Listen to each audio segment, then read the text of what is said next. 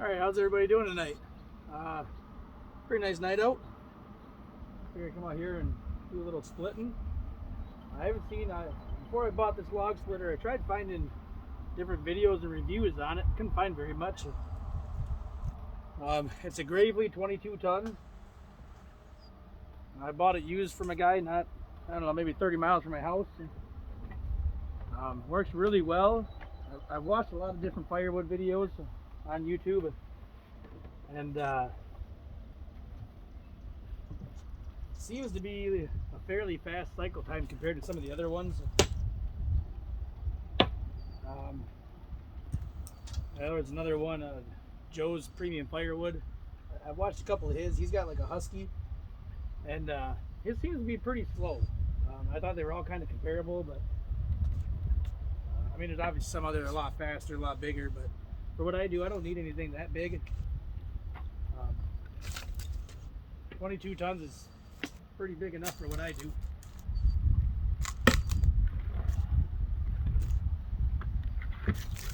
One thing I do use a lot, I just recently got this thing. The fiskars XA22, I think it is. Yep. Hookaroon, or hookaroon, I call them hookaroon. This one is. There's a difference between a picaroon and a hookaroon. I'm not really sure exactly what they are, but I never thought I'd need one, and I saw them around. I've seen different videos where they used them. I tell you, it's a handy tool to have. I was really surprised when I first used it. I mean, I'm a fairly young guy in my mid-30s. So I don't have back problems, but I mean, after a day of cutting and splitting and being bent over all day, you know, your back hurts. It doesn't matter how good a shape you're in, you're gonna be sore. And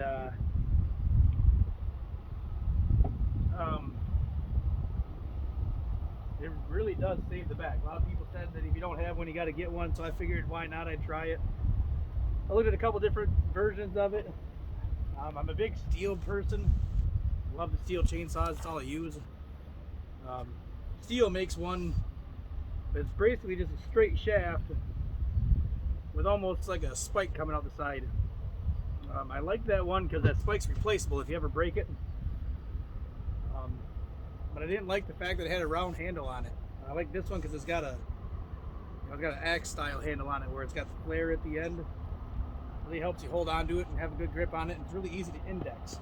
I just kind of felt that round one, you could be sideways and not know it because it's literally just a round shaft.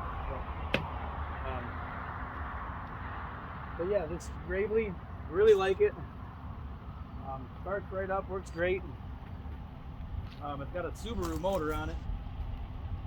I have not started it probably in, I don't know, 2 weeks maybe. Knock on wood, I've never had any problems with it. It always fires right up. I just put gas in it. I kind of think I put the wrong gas in. I'm thinking I grabbed my can of mixed stuff, so it might smoke a little bit. There might be some 2-cycle oil in it. I got a couple cans. I should mark them, but I don't use it often enough. But I really like this for picking up pieces of wood, putting them on the splitter. I don't have to bend over. I don't have to reach into the pile. I can just, hook them, grab them, pull them. I don't know. We'll see if it starts up.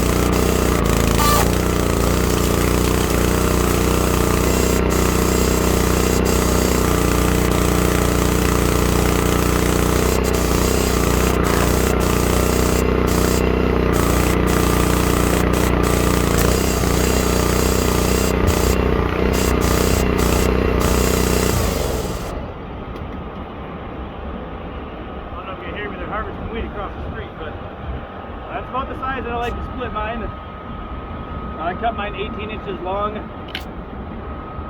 My stove will take 20, 21 and a half, but 18 and a half, a little longer than standard firewood, but you know, that's about the size. A little bit bigger than 2x4 or so.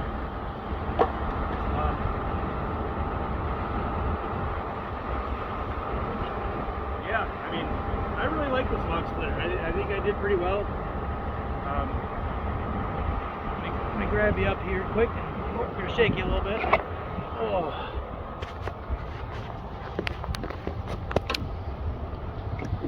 But I mean, I really like it. It could be a little bit taller. I mean, I'm 6'1", so I'm a fairly tall guy. Oh, there's Piper. She's out here chewing on sticks. There's Ziva. You can get out if you want, girl. You can get out.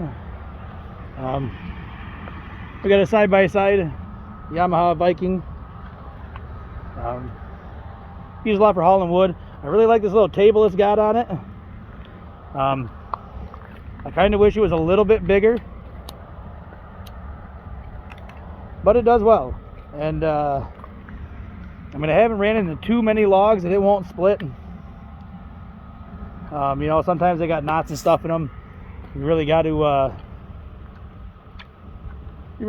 you know, pay attention to where you split them at. But even big round like that, I mean, I wear a size like, you know, 11. I mean, that's probably what, 22 inches across or so, 20 inches. So I mean, and it'll split them no problem. I keep a chain out here in case I get something hooked on the wedge and I can't get it off.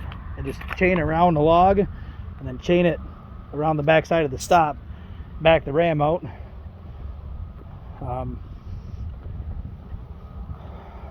But man, I mean, it's a good log splitter. Starts right up, runs great. I got no problems with it. I broke the control valve off at one time. And you can see all this stuff. It's just split a little bit bigger than what I like. When I first stacked all this stuff, I've been working on taking it down and re-splitting it. But when I first started cutting wood, I didn't know how big I was going to need it. I didn't know how big my wood stove was going to be. I didn't have it yet.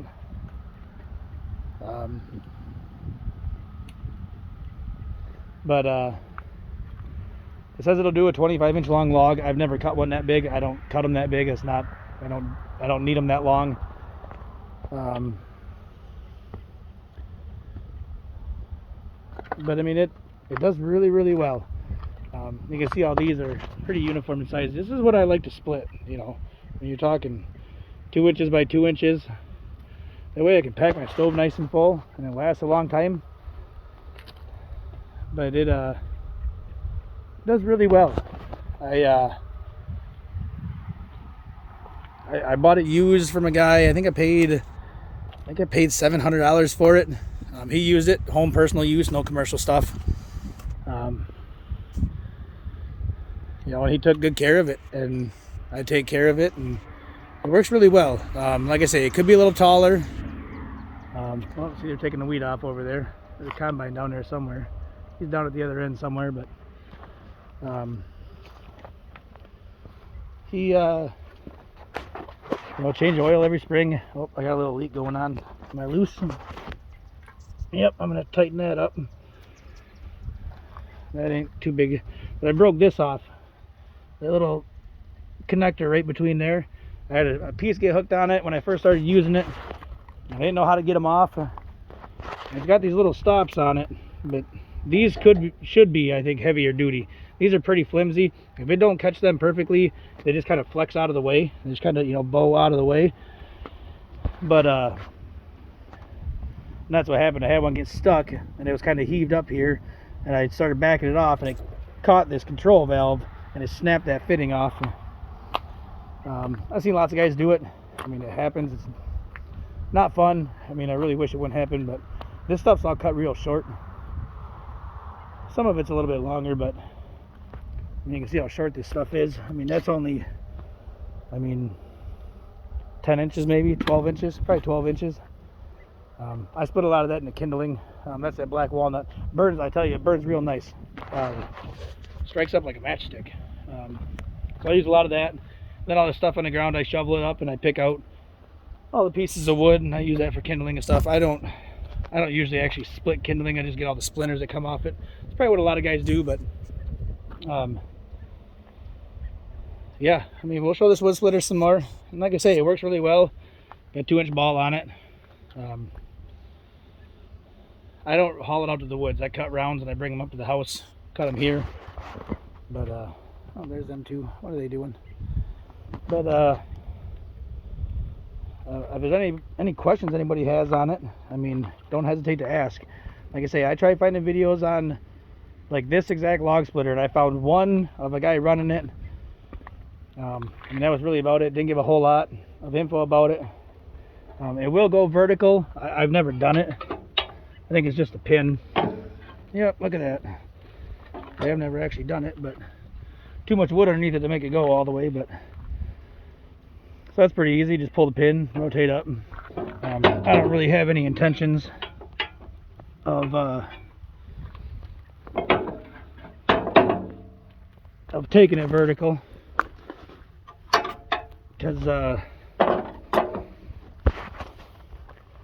mean, I don't plan on picking up logs that big, but I don't cut much that big. If there's one or two that were real big, that one that I got that hookaroon slammed into, I might go vertical for that one. That's a pretty hefty piece of ash, but you saw that one that split. That's what the ash board does to these things. It turns into like powder on the inside.